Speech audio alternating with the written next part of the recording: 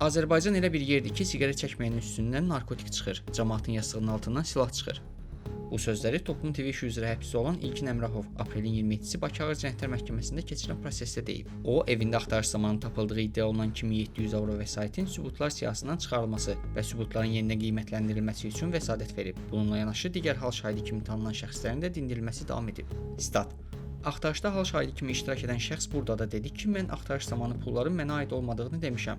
Evimdə axtarış zamanı çəkilişin aparılmaması, babamın həbslə təhdid olunması və digər amillər də sübut edir ki, mənim həbsim qeyri-legitim əsaslarda həyata keçirilib. Statın sonu.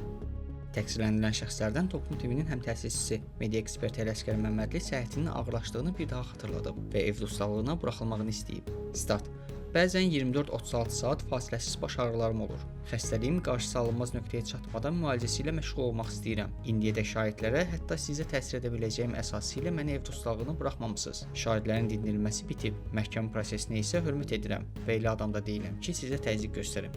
Statın sonu. Məhkəmə vəsadətləri təmin etməyib.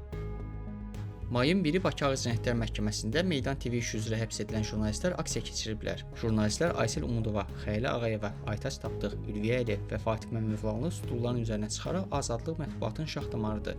Sözə qandal vurulmur. Jurnalistika cinayət deyil. Meydanda da yan-yana, zindanda da yan-yana şüarlarını səsləndiriblər.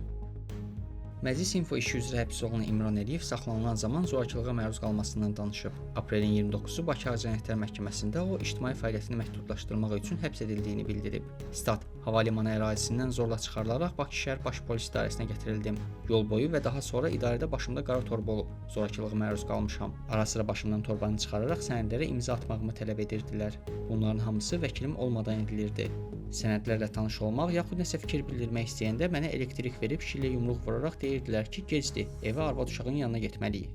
Statın sonu.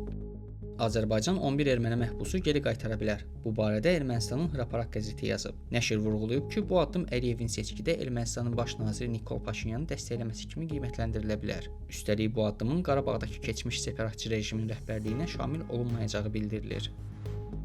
Milli Məclis Avropa Parlamenti ilə bütün istiqamətlər üzrə əlaqələrin dayandırılmasına qərar verib.